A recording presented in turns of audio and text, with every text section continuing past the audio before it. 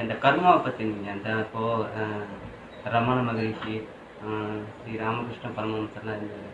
ஒரு பெரிய மகான் ஞானிகள் நல்ல ஒரு நிலையில தான் இருந்தாங்க. அவங்க இருக்கும்போது அவங்களுக்கு ஒரு இந்த நோய் வந்து குழு கிடைக்குது. அதே மாதிரி ஸ்ரீ ராமகிருஷ்ண பரமஹம்சர் பார்த்தீங்கன்னா அவருக்கு காசு வில்லு மாதிரி தொண்டை நோய் வந்து ஏன் அவங்கனால அந்த தன்னை குணப்படத்துக்கு அவங்கள காளி மாதாட்டே பேசியிருக்காங்க. ஸ்ரீ ராமகிருஷ்ணன் வந்து காளி மாதாட்ட பேசி அவங்களே கேட்டு கூட வாங்கிக்கலாம் என் நோயை குணப்படுத்துன்னு. அவங்க அதெல்லாம் குணப்படுத்துன்னு சொல்லாமல் அந்த இதுலேயே இறந்துடுறாங்க. இல்லைங்க அவராகட்டும் இவராகட்டும் ராமகிருஷ்ணன் அவங்களுக்கு உடலை குறித்த சிந்தனை கிடையாது, உடம்பை குறித்த சிந்தனை கிடையாது. அவங்க அப்படி தான். யார்? ரமணர், ராமகிருஷ்ண பரமஹம்சர், இனி போக மற்ற மகான்கள், அவங்க எல்லாரும் நம்ம விவேகானந்தர் கூட அவரோட இளம் வயசு தான். ஆமாம். அதனால் அவங்க வந்து உடம்பை பற்றி எடுத்துக்கிற மாட்டாங்க. ஆனால் நமக்கு உடம்பு முக்கியம். அதனால் அதுக்கு என்னவோ அதை சாமி வந்து நமக்கு வந்து கொடுத்தாரு. நம்ம ஒரு இப்போ அதுதான் நான் சொல்கிறது. இப்போ சித்த வித்தியார்த்திகள் வந்து பெரிய ஞானி ஆயிடுவேன், யோகி ஆயிடுவேன் முயற்சி பண்ணாமல் பயிற்சியை மட்டும் பண்ணுங்கன்னு சொல்கிறதுக்கு காரணம் என்னன்னு கேட்டால், உங்களுக்கு ஒரு தலைவலி வந்தால் நீங்கள் தாங்க மாட்டீங்க.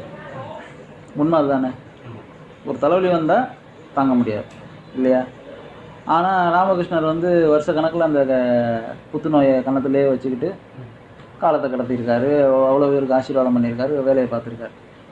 நம்ம ரமண மகரிஷியும் அவருக்கும் பட்டக்ஸில் புற்றுநோய் வந்து காலத்தை கடத்தி இதெல்லாம் பார்த்துருக்காரு. நம்மளால் ஒரு தலைவலி வந்தாலே தாங்க முடியல. அவங்க அதெல்லாம் வச்சுக்கிட்டு தான் மக்களுக்கு சேவை பண்ணியிருக்காங்க. அப்போது ஒரு ஞானி ஆகிறதும் மகான் ஆகிறதும் எவ்வளோ பெரிய விஷயமா இருக்குங்க. அவங்களால ஏன் அதை தாங்க முடிஞ்சுது?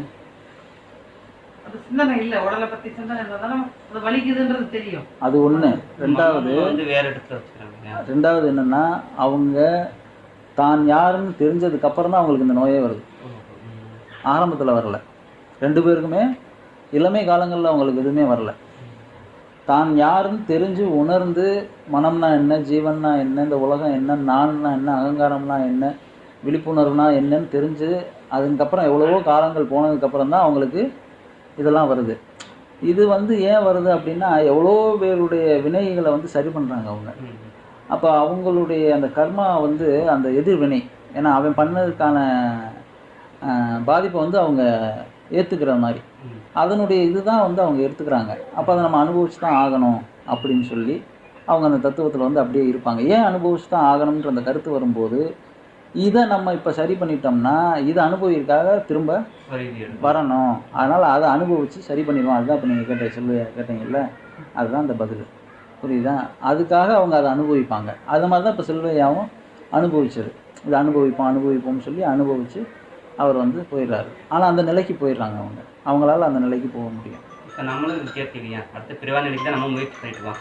அப்போ நம்மளுக்கும் வர துன்பத்தை ஏற்கணும் இல்லையா? எவ்வளோ கஷ்டம் வந்தாலும் இப்போ ஏன்னா நம்மளுக்கு கொஞ்சம் கஷ்டப்பட வேண்டியதுன்னு ஒன்று இருக்குது.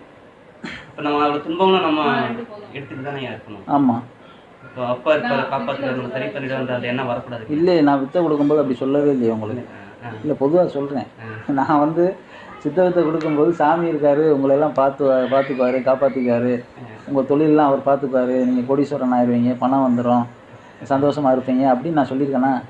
சொல்லவே இல்லை. நான் எல்லாருக்கும் வித்தை கொடுக்கும்போது சொல்கிறது காசு, பணம், சந்தோஷமாக இருப்போம், ஆனந்தமாக இருப்போம், ஏன்னா ஜாலியாக சுற்றுவோம் அப்படின்னு நினச்சிக்கிட்டு வர்றதா இருந்தால் இப்போவே போயிடுங்க. அப்படி எதுவுமே இங்கே நடக்கவே நடக்காது.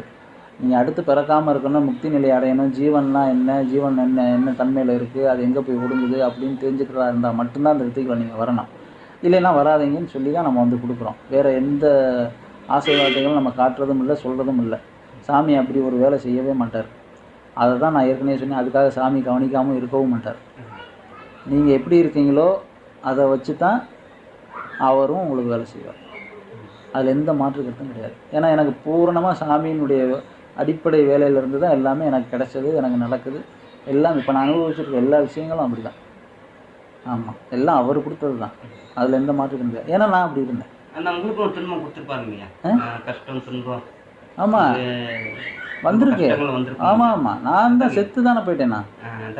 நான் செத்து போய் தானே வந்தேன். நான் இறந்துட்டேன், முடிஞ்சு போச்சு. இந்த அம்மா இருக்காங்க, கூப்பிட்டு கேட்டீங்கன்னா சொல்லுவாங்க, அவ்வளோதான் முடிஞ்சிச்சு, டாக்டர் தூக்கிட்டு போங்க வீட்டுக்கு அப்படின்ற கேஸ் தான் நான்.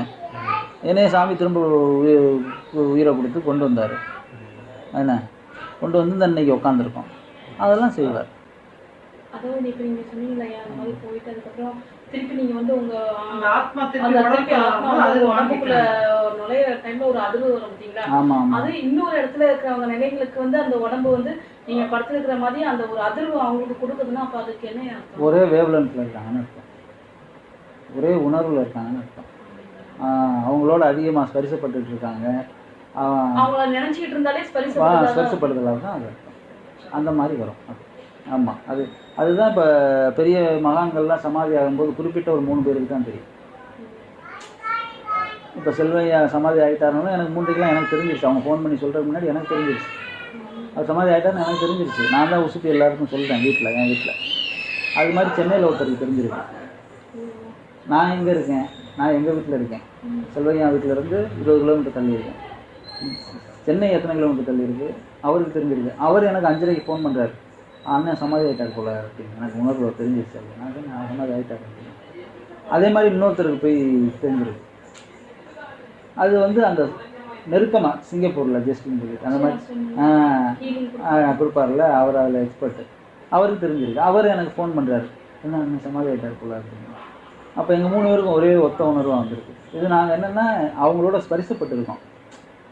எப்படி அவர் இருக்கிற காலத்தில் அவருடைய ஆன்மாவோடு நாங்கள் ஸ்பரிசத்திலே இருந்திருக்கோம், தொடர்புலேயே இருந்திருக்கோம். அது வர்றது கஷ்டம்.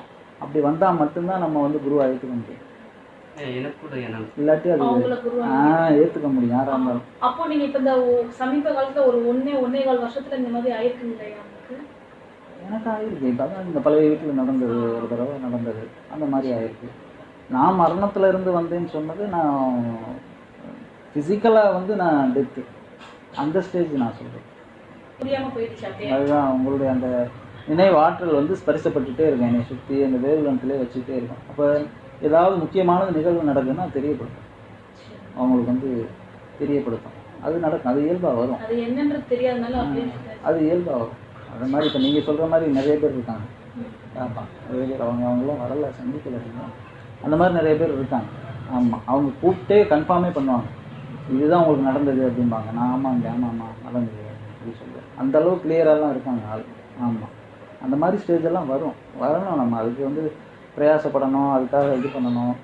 நான் இவ்வளோ தூரம் சொல்கிறேன்னா எனக்கு தெரிஞ்சதுனால தான் நான் சொல்கிறேன், எனக்கு சாமி கொடுத்ததுனால தான் சொல்கிறேன். நான் அவர்கிட்ட வேண்டி கேட்டு அவர் ஒரு அனுபவமாக கொடுத்ததுனால தான் சொல்கிறேன். இல்லாட்டி நான் அவ்வளோ உறுதியாக சொல்லுவேன் நான் எந்த ஒரு விஷயத்தையும். அது மாதிரி நான் ஃபிசிக்கலாக சொன்னது, நான் இறந்துட்டேன்னு சொன்னது ஹாஸ்பிட்டல்லே சொல்கிறேன். என்னை ஒரு விஷயத்துக்காக ஹாஸ்பிட்டலில் சேர்க்குறாங்க. அப்போ டாக்டர் சொல்கிறாரு, அவ்வளோதான் முடிஞ்சுது, அவ்வளோதான் நீங்கள் கொண்டு போங்க அப்படின்னு ஸ்டேஜில் வந்து நிற்கிது.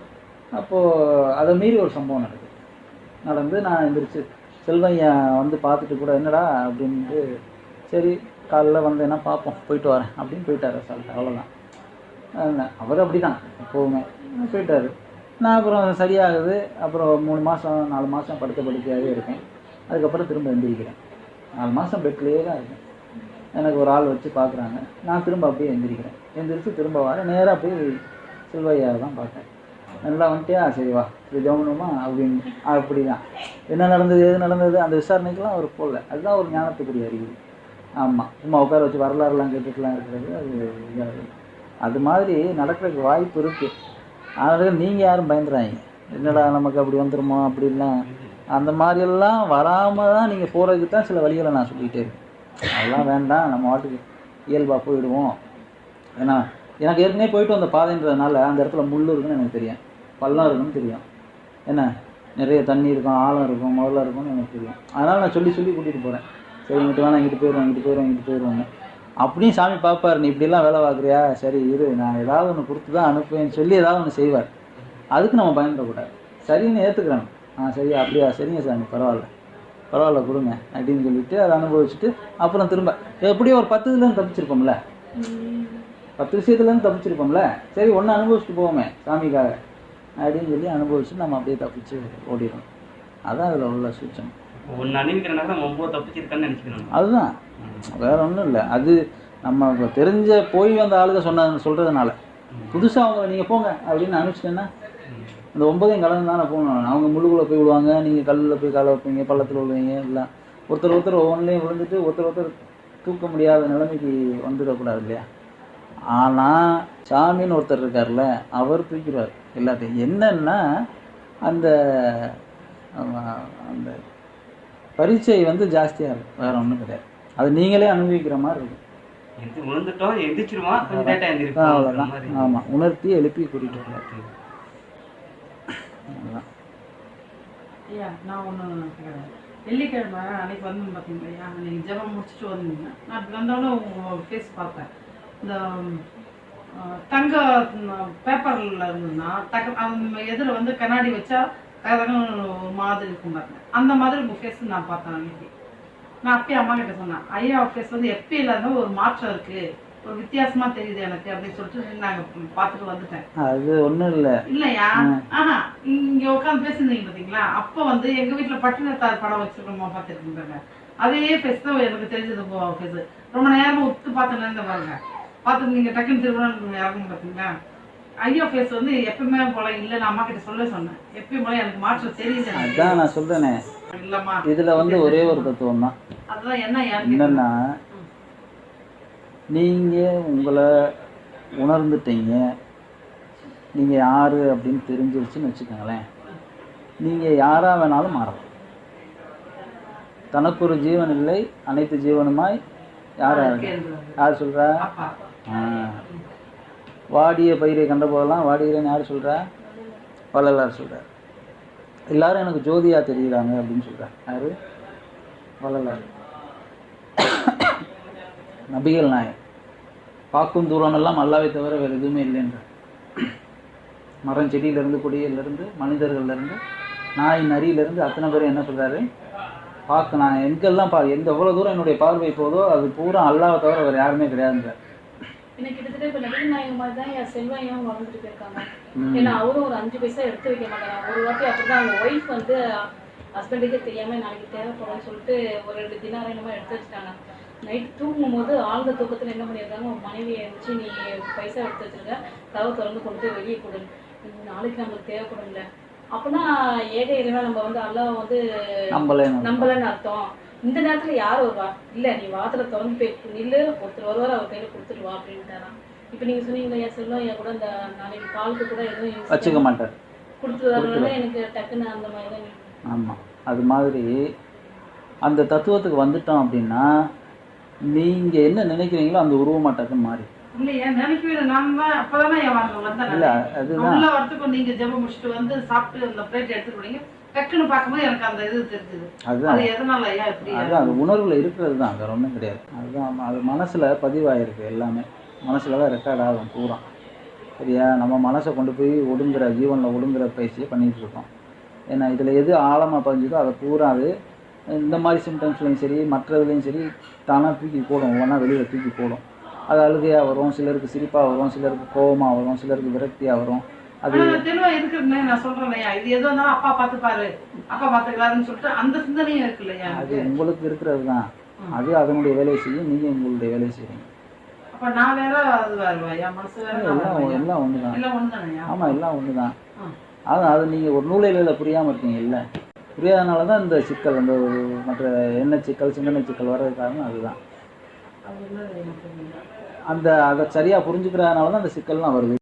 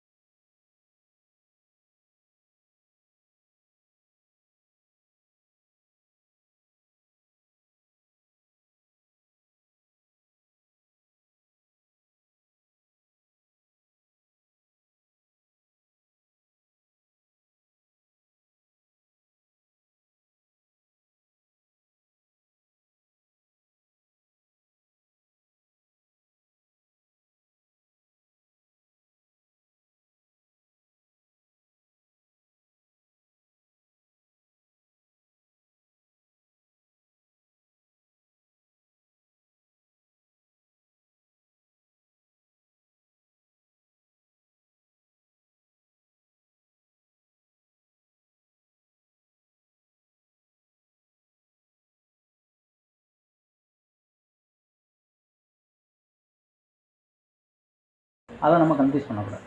அப்போ அன்பு கிளம்புறேனாரு போயிட்டு வாங்க, அம்மா கிளம்புறேனாங்க போயிட்டு வாங்க, நீங்கள் இருக்கீங்க பேசிக்கிட்டு நீங்களும் கிளம்புறீங்கன்னா சரி போயிட்டு வாங்க, நீங்கள் போகக்கூடாதுன்னு சொன்னாங்க. மனசனுடைய தத்துவம் அதுதான், வேறு ஒன்றும் இல்லை. அதை இயல்பாக புரிஞ்சுக்கிட்டோம்னா நம்ம எந்த உறவு சிக்கல்லையும் போய் மாட்ட மாட்டோம், வேறு ஒன்றுமே கிடையாது. இது ஒரு சாதாரண விஷயம். மனசை நம்ம ஏமாற்றணுமா, அவ்வளோதான் விஷயம். ஏமாற்றலாம். ஆமாம், அது நம்மளை ஏமாற்றிக்கிட்டு இருக்கு, நம்ம அதை